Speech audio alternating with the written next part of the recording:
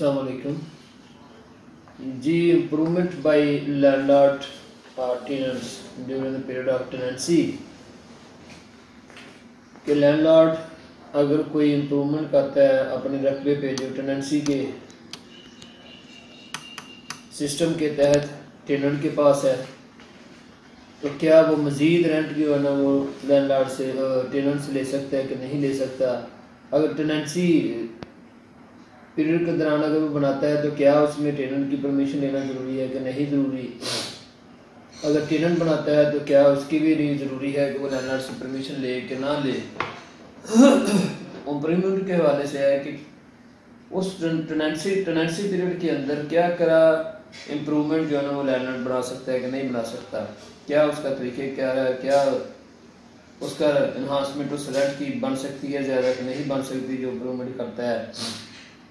Section 61 है कि improvements by landlords in tenancy of occupancy right tenants without the previous permission of the collector or landlord shall not make an improvement on the tenancy of a tenant having a right of occupancy। ये वो occupancy right है जो section 5 के तहत एक tenant लेता है, जो नस्ल दर नस्ल अरसा 20 साल से लगातार मुसलसल वो टेनेंसी पीरियड उसी रकबे के ऊपर गुजार रहा है, तो उसको टेनेंट्स के राइट टेनेंसी ऑक्यूपेंसी राइट्स जो उसको मिल जाते हैं। तो ऐसे टेनेंट के रकबे के ऊपर जो कि लैंडलॉर्ड का ही होता है, उस पर किसी किस्म की इम्प्रूवमेंट अगर किसी लैंडलॉर्ड ने करना है तो उसके लिए ये ज़रूरी है according to section 61 of tenancy act कि without prior permission from the collector no landlord has right to improvement on that land which is under the possession of the tenant during according to the Tenancy Act. Subsection 2 of section 61, if a landlord desires to make such an improvement, he may apply to the collectors for permissions to make it, and the collector shall, before making an order on the application, hear the objection if any of the tenants. Firstly, it is very necessary of landlords when he wants to make an improvement on that land, firstly he filed the application before the collector, district collectors. After taking that application by the district collector, notice to be issued by the district collector to the tenants in order to attend that court, and arguments was also heard by the collectors, and objection was also taken up by the collector, which will be issued from the side of the tenants, then application to be decided by that district collectors। Meaning thereby कि जब application landlord की जानब से district collector को दी जाएगी कि मैं फलां जो ना उस रकबे के ऊपर इम्प्रूवमेंट जो ना वो करना चाहता हूँ, तो डिस्ट्रिक्ट कलेक्टर की ये आगे ड्यूटी है कि वो एप्लीकेशन टेकअप करने के बाद टेनेंट को जो है ना वो नोटिस इशू करे कि ये एप्लीकेशन मेरे पास आई है, लैंडलॉर्ड इसके ऊपर जो इम्प्रूवमेंट करना चाहता है, क्या आप इस एप्लीकेशन को डायरेक्टली एडमिट करते हैं तो डेढ़ साल, अगर नहीं करते कोई ऐसा ऑब्जेक्शन लेना चाहते हैं तो हाजिर आके इसके ऊपर ऑब्जेक्शन कर सकते हैं ताकि ये इसको जो है ना वो खारिज की जाए, इसको सुना जाए। अगर ऑब्जेक्शन नहीं करता तो उस एप्लीकेशन को डिस्ट्रिक्ट कलेक्टर जो मंजूर करता है। अगर वो ऑब्जेक्शन भी करता है, अगर डिस्ट्रिक्ट कलेक्टर ये मुनासिब समझता है इस एक्ट के अंदर जितनी प्रोविजन उनको मद्देनजर रखते हुए कि इम्प्रूवमेंट जो है ना वो ज़रूरी है, तो फिर एप्लीकेशन भी एक्सेप्ट कर सकता है। Subsection 3 of section 61 on making an orders on an applications under subsection 2 the collector shall be guided by such rules if any as the provincial government may make in this behalf। अगर वो application जो landlord की जानब से improvement के हवाले से दी जाती है वो मंजूर हो जाती है, तो उस एप्लीकेशन के अंदर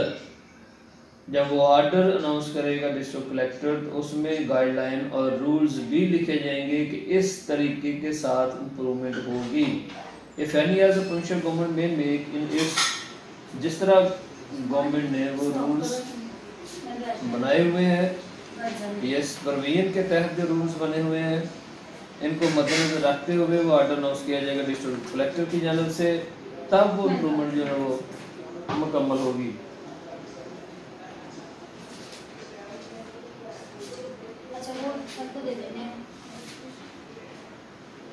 Section 62,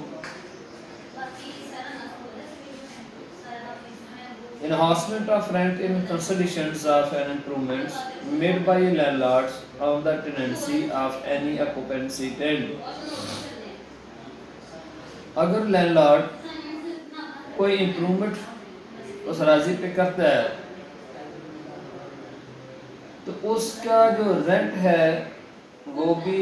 टेनेंट के ज़िम्मे होगा, और उसको जो पहले ऑलरेडी टेनेंट रेंट दे रहा है उसकी इन्हांसमेंट की हवाले से एप्लीकेशन लैंडलॉर्ड जो ना वो डिस्ट्रिक्ट कलेक्टर को फिर दोबारा देगा कि मेरा रेंट भी बढ़ाया जाए। तो रेंट बढ़ाने के सिलसिले में वो कंसीडर किया जाएगा, फिर देखा जाएगा, सारी इंक्वायरी की जाएगी कि कितना रेंट जो है ना वो मुकम्मल होगा, कितना रेंट जो है ना वो सूटेबल होगा। तो वो rent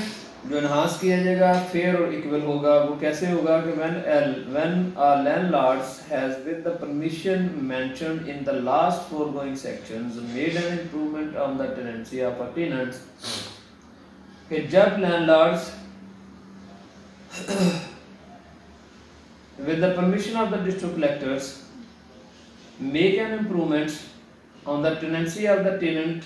having a right of occupancy, he may apply to the collectors। जब इम्प्रूवमेंट की परमिशन ले लेगा फिर इम्प्रूवमेंट उसके ऊपर बन जाएगी, फिर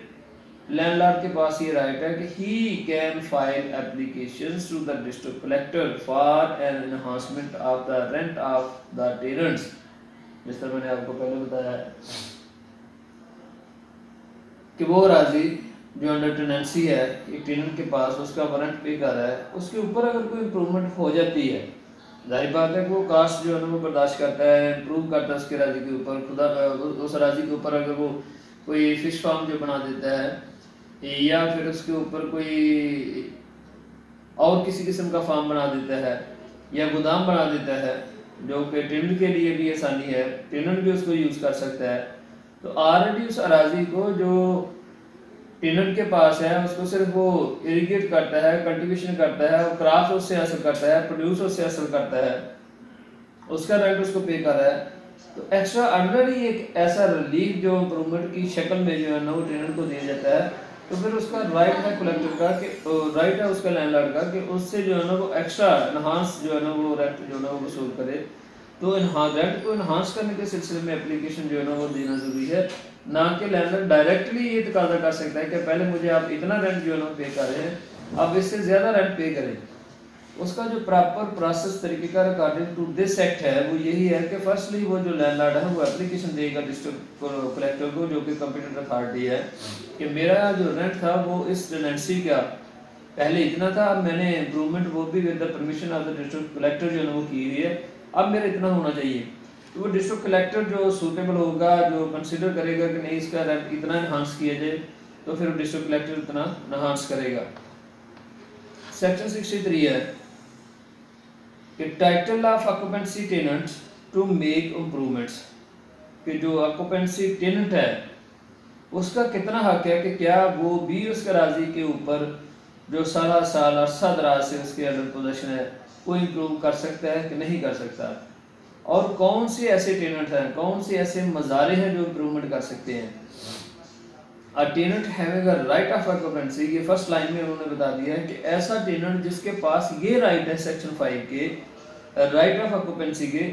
is entitled to make an improvement on his tenancy. जितनी देर वो टेनेंसी उसके पास है, उस रकबे की मजारियत उसके पास है, उस टेनेंसी पीरियड के दौरान वो टेनेंट वो मजारा जिसके पास सेक्शन 5 के तहत जो है ना वो राइट्स हैं वो इम्प्रूवमेंट कर सकता है। जो 17 साल का टेनेंट है वो ऐसी इम्प्रूवमेंट नहीं कर सकता, जो फिक्स टर्म के लिए टेनेंट है वो ऐसी इम्प्रूवमेंट नहीं कर सकता। 64 सेक्शन है title of tenants not having a right of occupancy to make improvement. तो इसमें भी ये बात उन्होंने ज़ाहिर कर दी है कि जो टेनेंट है राइट ऑफ ऑक्यूपेंसी नहीं है वो बगैर परमिशन के कोई इम्प्रूवमेंट उस राजी के ऊपर नहीं कर सकता। A tenant not having a right of occupancy may make improvement on his tenancy with the assent of his landlords without prior permission from the landlords. No any type or kinds of improvements may be made by the tenants on that land which is under possession according to Tenancy Act, मगर वो tenants जो who has not any right of occupancy, कि वो tenant जिसके पास right of occupancy नहीं है, वो मालिक अराजी की मर्जी के बगैर किसी किस्म की कोई इम्प्रूवमेंट उस अराजी पे नहीं कर सकता। If at any times the question arises whether or not the landlord assents to the making of an improvement by a tenant not having a right of occupancy, the assent may be inferred from circumstances. अगर कोई tenants जिसके पास right of occupancy नहीं है वो मालिक की राजी के बिना उसके ऊपर कोई इम्प्रूवमेंट कर लेता है, ऐसा झगड़ा, ऐसा क्वेश्चंस, ऐसी कोई प्रपोजिशन पैदा हो जाती है, तो फिर ये रेवेन्यू ऑफिसर जो है ना वो इसको प्रज्यूम करेगा after hearing from both the sides कि क्या इसने इम्प्रूवमेंट की है, तो कहीं ना कहीं किसी हवाले से किसी तरीके से किस तरह इसने जो है ना वो परमिशन ली है कि नहीं ली। तो वो दौरान आर्गूमेंट्स जब वो एप्लीकेशन जाएगी, मामला राइज होगा, तो फिर वहाँ पे ये उसी पे डिपेंड करेगा रेवेन्यू ऑफिसर पे कि क्या परमिशन ली गई थी या नहीं ली गई थी। It will B clear from the facts of that case कि whether the permission has been taken by the tenants in order to making any improvements, whether the permission not to be taken, not to be given by the landlord. It will be depend upon the revenue officers whether such permission has been taken or not by the tenants from the landlords in order to making an improvement on that tenancy land. 65. Improvements made before commencement of this act. Improvements made by tenants before the commencement of this act shall be deemed to have been made in accordance with this act. अगर कोई tenant कोई improvement इस act के आने से पहले बन चुकी है तो ये प्रज्यूम किया जाएगा, इसको तस्लीम किया जाएगा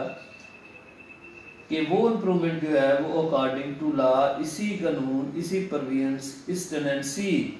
एक्ट के तहत ही हुई है। It will be considered bye the revenue authority कि वो improvement that improvements is also clear and correct unless in the case of tenants not having a right of occupancy it is shown that the improvement was made in contraventions of a written agreements between him and his landlord। जब तक वो tenant जिसके पास right भी occupancy का नहीं है ये साबित नहीं कर देता कि हमारे दरमियान ये एग्रीमेंट था और इस एग्रीमेंट्स के अंदर जो रूल्स कंडीशन लिखी गई थी इनकी वायलेशन इसने की हुई है, टेनेंट्स ने, इसको नहीं चाहिए था कि ये इम्प्रूवमेंट करता मगर इसने इम्प्रूवमेंट कर दिया, हालांकि ये एक्ट नहीं भी आया था। अगर ऐसी कंडीशन वहाँ पे नहीं है, शेप ऑफ रिटन कोई एग्रीमेंट नहीं है, मालिक और टेनेंट्स के दरमियान कोई ऐसा एग्रीमेंट नहीं है, तो फिर इस एक्ट के आने से पहले किसी किस्म की अगर इम्प्रूवमेंट उस टेनेंसी के पीरियड के दौरान हुई है टेनेंट से तो वो प्रज्यूम की जाएगी कि इस अकॉर्डिंग टू लॉ हुई है। Improvements begun in anticipations of ejectment. A tenant rejected in execution of a decree. अगर कोई टेनेंट है उसके खिलाफ कोई डिग्री का ऑर्डर पास हुआ है, उसकी एग्जीक्यूशन के हवाले से उसको इजेक्ट किया जाता है, और in pursuance of notice of ejectment, या कोई नोटिस उसके खिलाफ इशू हो जाता है कि आप इसको जो ऑब्जेक्ट किया जाए, shall not be entitled to compensation for any improvement begun by him after the institution of the suit or service of the notice which resulted in his ejectment। अगर कोई डिग्री ऑर्डर उसके खिलाफ पास हो जाता है एजेक्टमेंट का उस टेनेंट के, और वो टेनेंट्स और उसकी एग्जीक्यूशन भी जो है ना वो स्टार्ट हो जाती है उसके खिलाफ उस ऑर्डर की, उस डिग्री की, और उसके मतलब वो नोटिस भी उसको इशू हो जाता है और नोटिस वो सर्व भी कर लेता है, इसके बावजूद वो उस टेनेंसी के ऊपर किसी किस्म की अगर वो इम्प्रूवमेंट करता है तो वो अकॉर्डिंग टू लॉ नहीं है। ना ही वो हकदार है कि जब उसको नोटिस इशू हो जाता है नोटिस वसूल करता है, just like as information to be received by the landlord by the tenants from the competent authority, कि ये आपके खिलाफ केस फाइल हो गया हुआ है, तो according to section 66 he has not any right in order to start or begin any improvement on that land which is under the possession of the tenants. 67 tender of lease for 20 years to tenants to be a bar to right to compensations. अगर 20 साल के लिए lease पे ठेका पे अराजी दी जाती है तो कॉम्पनसेशन के हवाले से टेनेंट्स का क्या राइट है? If a landlord tender to a tenants a lease of his tenancy for a term of not less than 20 years, अगर एक मालिक जमीन मालिक अराजी टेनेंट्स को ठेके पे 20 साल अरसा के लिए जो है ना वो राजी देता है, from the date of tenders at the rent then paid by the tenants, उस डेट से जिस डेट से ये रकबा दिया जाता है और टेनेंट जो है ना वो पेड भी कर देता है जो उसका जो बनता है रेंट, और at such other rent as may be agreed on, या कोई दीगर रेंट जिस पे दोनों जो एग्री हों, the tender if accepted by the tenants shall bar any claim by him to compensations in respect of improvement previously made on the tenancy. जब उसको रकबा दिया जाता है और उस रकबे के ऊपर इससे आने से कबल कोई ऐसी इंप्रूवमेंट बनी हुई हो, तो जब इसको रिजेक्ट किया जाएगा तो ये क्लेम नहीं कर सकता वो टेनेंट्स के ये जो इंप्रूवमेंट है वो इस रकबे के ऊपर बनी हुई है वो मेरी है। वो कहेगा तो सही कि ये मेरी है, मगर उस रकबे के ऊपर इसके आने से पहले की इम्प्रूवमेंट है तो उस इम्प्रूवमेंट के हवाले से किसी किस्म का वो जो है ना वो कॉम्पनसेशन जो है ना वसूल करने का हकदार नहीं है। Meaning thereby 68 liability to pay compensations for improvement to tenant on ejectment or on enhancement of his rent, ये मालिक राजी टेनेंट को देगा, कब देगा, किस हवाले से, किन कंडीशंस में, किस तरह की प्रपोजिशन जो ना राइज होगी, तो फिर ये मालिक राजी का हक बनता है कि ये टेनेंट को उसकी कॉम्पनसेट करे उस चीज़ों के हवाले से, जब तक वो कॉम्पनसेट नहीं करता, वो मुआवजा नहीं देता, the tenant cannot be rejected from that tenancy land. Subject to the foregoing provisions of this chapters, a tenant who has made an improvement on his tenancy in accordance with this act, यहाँ पे ये clear हो गया है कि according to with this act improvement has been made by the tenants। अगर इस act की बात करेंगे तो अगर कोई टेनेंट उसके ऊपर इम्प्रूवमेंट करता है तो with the consent of the landlords, without the consent of the landlords no improvement can be made by the tenants। अगर कोई ऐसी इम्प्रूवमेंट करता है तो with the consent of the landlord करता है, अगर वो with the consent of the landlord कोई ऐसी इम्प्रूवमेंट करता है तो according to with this act, इस एक्ट के तहत वो जो है ना वो उसके ऊपर इम्प्रूवमेंट करता है। according to this act, this section 68, अगर वो उसके ऊपर कोई ऐसी इम्प्रूवमेंट करता है इस कानून के तहत, shall not be ejected and the rent payable by him shall not be enhanced, कि ना ही उस मज़ारे को उस टेनेंसी उस अराजी से एजेक्ट किया जाएगा, ना ही उसका रेंट जो है ना वो बढ़ाया जाएगा, until जब तक he has received compensation for the improvement, जब तक वो जो उसने उस रकबे के ऊपर इम्प्रूवमेंट की हुई है उस इम्प्रूवमेंट का कंपनसेशन जब तक मालिक राजी से वसूल नहीं कर पाता उस वक्त तक। मीनिंग बाय मोटी सी बात है कि जो टेनेंट है अगर कोई इम्प्रूवमेंट बनाता है उस राजी के ऊपर मालिक की इजाज़त के साथ, तो उस वक्त तक उस राजी से टेनेंट को नहीं निकाला जा सकता, ना ही उसका कोई रेंट बढ़ाया जा सकता है, जब तक वो जो इम्प्रूवमेंट जो उसने कास्ट उसके ऊपर बर्दाश्त की है उसकी कॉम्पनसेशन जब तक मालिक अराजी मज़ारे को पे नहीं करता। Compensation for disturbance of clearing tenants. अब डिस्टर्बेंस का मतलब ये है कि कोई ऐसी अराजी उस टेनेंट को दी जाती है जो थर्ड क्लास की है, सुम कैटेगरी की है, बंजर है, ये ऐसी राजी है जो हमवार नहीं है, उसको काबिल काश्त बनाने के सिलसिले में बहुत सी प्रपोजिशन, बहुत से प्रॉब्लम्स इसको बर्दाश्त करनी पड़ी है टेनेंट को। उसका कॉम्पनसेशन भी जो है ना वो मज़ारे का हक है वो मालिक से ले। A tenants who has cleared and brought under cultivation wastelands. अब वेस्टलैंड की बात हो रही है कि वो राजी जो बंजर है, टेनेंट जो क्लियर है और ब्रॉट अंडर कल्टीवेशंस, और ऐसी राजी जो बंजर है जिसको काबिल काश्त बनाता है, in which he has not a right of occupancy, और उसके पास राइट ऑफ ऑक्यूपेंसी भी नहीं है, shall be ejected from that land, be entitled to receive from the landlord as compensation। उसको eject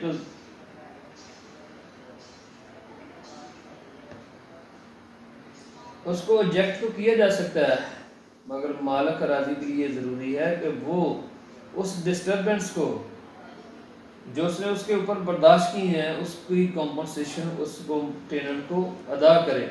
and addition to any compensation for improvement, या इसके साथ साथ वो भी कॉम्पनसेशन करे अगर उसने उस रकबे के ऊपर कोई इम्प्रूवमेंट की हुई है। A sum to be determined by revenue courts और रेवेन्यू ऑफिसर्स। अब इम्प्रूवमेंट, अब कॉम्पनसेशन के हवाले से जो बात है तो रेवेन्यू ऑफिसर जो डिटरमिन करेगा कि कितना कॉम्पनसेशन इस इम्प्रूवमेंट के हवाले से हो सकता है, इसकी सारी लिस्ट डिटेल जो टेनेंट जो है ना वो रेवेन्यू ऑफिसर को देगा, उसकी स्टेटमेंट बना के रेवेन्यू ऑफिसर को देगा। फिर रेवेन्यू ऑफिसर आगे डिटरमिन करेगा कि कॉम्पनसेशन जो बंजर ज़मीन को इरिगेट किया है, कॉम्पनसेशन जो है वेस्ट ज़मीन उसको काबिल काश्त बनाया है, उसकी कितना जो है ना वो कॉम्पनसेशन होना चाहिए, या इसके ऊपर जो इम्प्रूवमेंट है उसकी कितनी जो है ना कॉम्पनसेशन होनी चाहिए। It will be depend upon the revenue officers, what should be done by the revenue officers in order to fix और determine the compensations which will be deposited by the landlords in the court of the revenue officers. Then tenant has right to receive that amount which will be collected by the revenue officers from the landlords.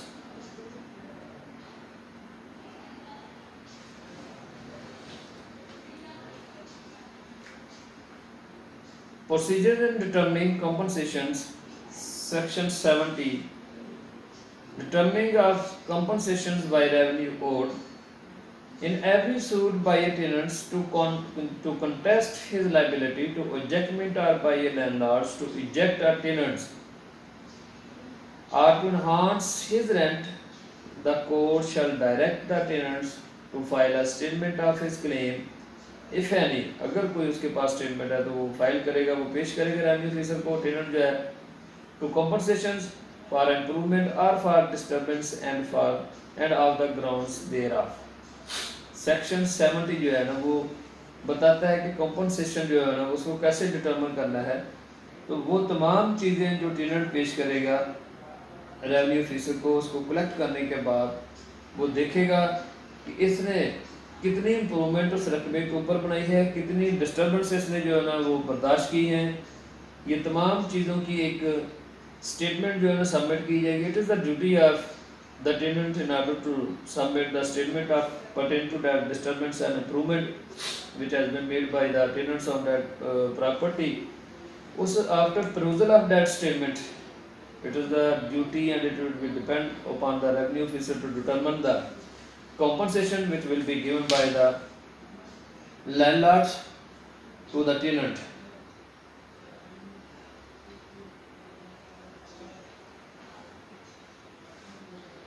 If the court decreeing the ejectment of the tenants or the enhancement of his rent, it shall determine the amount of compensation, if any, due to the tenant, and shall stay execution of the decree until the landlord pay into the court that amount less any arrears of rent। अब वो disturbance और improvement की जो compensation है अगर किसी tenant की adjustment की डिग्री भी पास हो जाती है तो उसकी एग्जीक्यूशन भी रेवेन्यू ऑफिसर स्टे कर देगा कि जब तक उस कंपनसेशन को लैंडलॉर्ड पे नहीं करता टेनेंट को, उस वक्त तक उसकी एडजस्टमेंट की जो डिग्री है, एडजस्टमेंट की जो उसकी एग्जीक्यूशन है, उसको फुलफिलमेंट नहीं किया जाएगा, उसको आगे रनिंग अप नहीं किया जाएगा, उसको कंटिन्यू नहीं किया जाएगा, उसको अकॉर्डिंग टू प्रोसीड नहीं की जाएगा। सबसे पहले कॉम्पनसेट जो है ना वो लैंडलॉर्ड पे करेगा कोर्ट में, या as per the order of the court pay to the tenants by the landlords. Section 71 है determination of compensation by revenue officers. Compensation कब से स्टार्ट होगा, कब से कंसीडर किया जाएगा? In either of the following cases, namely when a notice has been served on a tenants under section 44, when a notice of the judgment has been served on a tenants under section 45, and the tenant has not instituted a case to contest his liability to be ejected।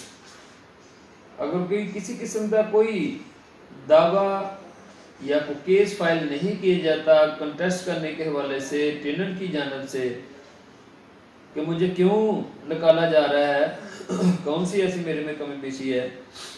तो जिस दिन से notice उसके खिलाफ issue होगा उसकी तमीद भी हो जाएगी, उस डेट से ही कंपनसेशन जो है ना वो डिटरमिन किया जाएगा रेवेन्यू ऑफिसर से। The tenants may apply to the revenue officers having authority to order his ejectment under section 44 or section 45 as the case may be, to determine the amount of compensation due to him for improvement or for disturbance or for both। ये वो जो दो चीजें मैंने पहले आपको बयान की है, disturbance और improvement क्या है। And the revenue officer shall determine the amount, if any, accordingly, and stay the ejectment of the tenants until the landlord pays to the revenue officer the amount so determines, less any areas to rent। इसी में भी वही बात उसने बताई है कि उस वक्त तक किसी भी टेनेंट को एजेक्ट नहीं किया जाएगा जब तक वो कॉम्पनसेशन जो रेवेन्यू ऑफिसर ने फिक्स किया है, डिटरमिन किया है, वो जब तक टेनेंट को पे नहीं किया जाता। ओके,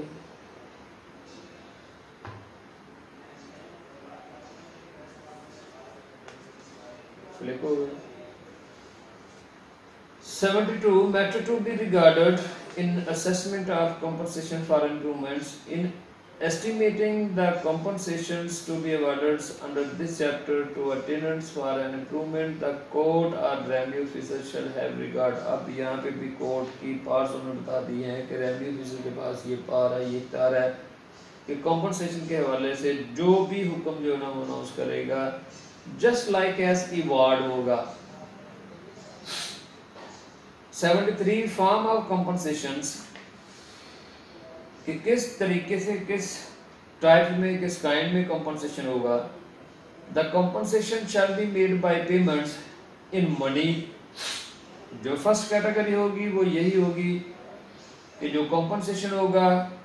वो पे किया जाएगा, वो रुपयों की शक्ल में होगा, unless the parties agree that it be made in whole or in part by the grant of a beneficiary's lease of land।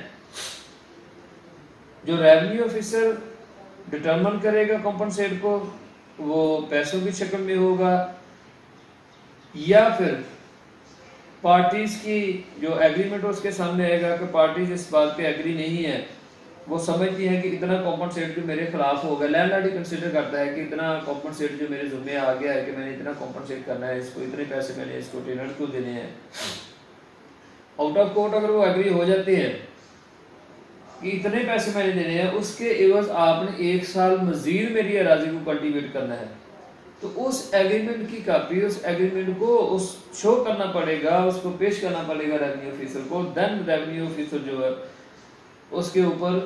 Next further order करेगा कि रुपयों की शक्ल में नहीं, इसलिए उन्होंने बता दिया ना कि जो फर्स्ट पार्ट है उसके रेवेन्यू ऑफिसर की वो ये है कि the compensation shall be made by payments in money, कि फर्स्टली वो पैसों की शक्ल में पे होगा कॉम्पनसेट। अगर वो नहीं पे होता अनलेस द पार्टीज एग्री, अगर पार्टी एग्री होती हैं किस हवाले से, किस तरीके डेट के, it be made in whole और in part by the grant of a beneficial lease, या मजीद ठेके पे बेनिफिशियल लीज ऑफ लैंड के मजीद अरसा साल तक 2 साल जितना भी वो एग्रीमेंट कर लेंगे कि अराजी जो है ना वो टेनेंट के ज़िम्मे रहेगी और कॉम्पनसेट किसी तरीके का जो है किसी भी शक्ल में वो पे नहीं करेगा मालिक अराजी जो टेनेंट को, और इन सम अदर वे या कोई और तरीक़ेकार से वो बता देते हैं जो दोनों पार्टी जिस पे एग्री हो जाते हैं।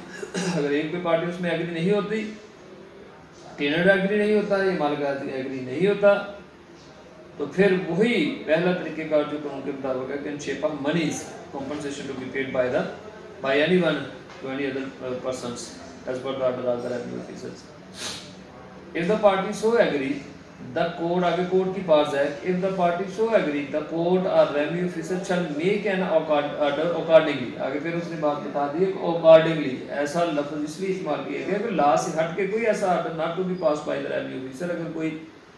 ऑर्डर पास करता है रेवेन्यू ऑफिसर और पार्टीज एग्री भी हो जाती हैं, अगर पार्टी अगर एग्री होती है तो लॉ को बिल्कुल मद्देनजर नहीं रखती, तो कोर्ट भी ऐसा ऑर्डर पास नहीं करेगी जो बिल्कुल लॉ के अगेंस्ट हो। अगर कोई कोर्ट ऑर्डर पास करती है, पार्टीज एग्री भी होती हैं, तो फिर भी कानून को मद्देनजर रखते हुए कोर्ट जो है वो ऑर्डर पास करेगी।